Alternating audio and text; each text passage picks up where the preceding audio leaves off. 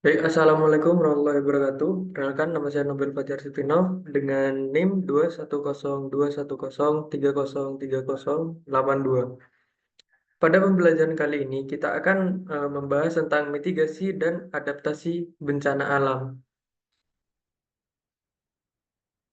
Sebelum kita masuk kepada pembelajaran, alangkah baiknya kita eh, mengetahui dulu kontrak pembelajaran yang akan kita gunakan ke depannya.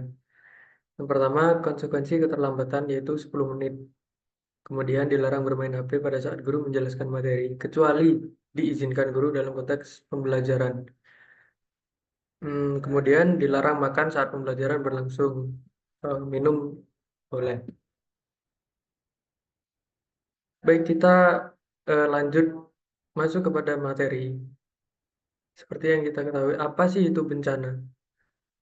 Seperti yang kita ketahui, kita kan juga memiliki pendapat yang berbeda tentang bencana. Jadi secara garis besar, bencana adalah serangkaian peristiwa yang mengancam dan mengganggu kehidupan serta penghidupan masyarakat yang disebabkan oleh faktor alam, non-alam maupun faktor manusia, sehingga menimbulkan korban jiwa, kerusakan lingkungan, kerugian harta benda, dan menimbulkan dampak psikologis. Seperti apa sih dampak psikologis? Yang pertama ada trauma, kemudian ada eh, yang lain-lain. Perlu kita ketahui ada 3 aspek dinamika kebencanaan. Yang pertama, kerentanan adalah resiko atau kemungkinan dampak buruk dari suatu bencana. Kemudian ada ancaman. Ancaman adalah kejadian yang berpotensi menyebabkan terjadinya bencana. Kemudian ada kapasitas, mana penguasaan sumber daya dan kemampuan yang dimiliki masyarakat untuk mempersiapkan diri dalam mencegah, menanggulangi, meredam, dan memulihkan kondisi akibat bencana alam. Kemudian kita masuk kepada materi jenis bencana. Yang pertama ada gempa bumi, banjir, tanah longsor, gunung meletus, kebakaran hutan, puting beliung. Kemudian untuk selanjutnya apa itu mitigasi? Tentu sama seperti sebelumnya, kita kan juga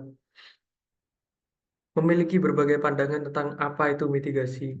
Jadi garis besarnya itu mitigasi adalah upaya untuk mengurangi resiko bencana sehingga memperkecil jumlah korban atau kerugian. Mitigasi. Yang pertama ada mitigasi struktural, adalah upaya meminimalkan bencana yang dilakukan melalui pembangunan fisik. Jadi contoh dari mitigasi struktural itu satu, misal dengan teknologi, maka telah ditemukan alat pendeteksi aktivitas gempa seperti seismograf dan lain-lain. Eh, Kemudian yang kedua, untuk mencegah banjir dapat dibangun sebuah waduk, kemudian dibuatnya bangunan anti dan tahan gempa yang disebut early learning system dan bermanfaat juga untuk memprediksi terjadinya gelombang tsunami. Jadi secara garis besar, mitigasi struktural itu adalah mitigasi yang bisa kita lihat gitu. Kemudian jenis mitigasi, mitigasi non-struktural adalah upaya mengurangi dampak bencana melalui pembuatan kebijakan peraturan. Jadi sebaliknya ya. Dan itu tidak jauh beda dan fungsinya sama. Itu untuk mitigasi juga. Yang pertama, pemerintah menyusun undang-undang PB atau undang-undang penanggulangan bencana, yaitu juga termasuk ke dalam mitigasi non-struktural. Kemudian yang kedua dilaksanakannya pemantauan hasil pemetaan terkait tingkat kerawanan bencana pada setiap daerah untuk membantu pemantauan dari segi prediksi terjadinya bencana. Kemudian yang ketiga, adanya pelatihan keterampilan oleh pemerintah untuk bertahan hidup saat adanya bencana seperti pertolongan pertama, evakuasi, hingga penggunaan alat-alat darurat. Kemudian Lanjut kepada materi selanjutnya, yaitu ada adaptasi bencana, mana penyesuaian sistem alam dan manusia terhadap bencana alam yang terjadi untuk mengurangi dampak negatifnya.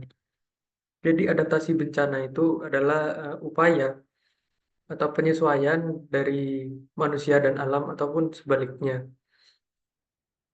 yang bertujuan yaitu untuk mengurangi dampak negatif dari adanya bencana alam. Kemudian kita masuk kepada prinsip mitigasi bencana. Yang pertama, ada bencana yang terjadi menjadi pelajaran.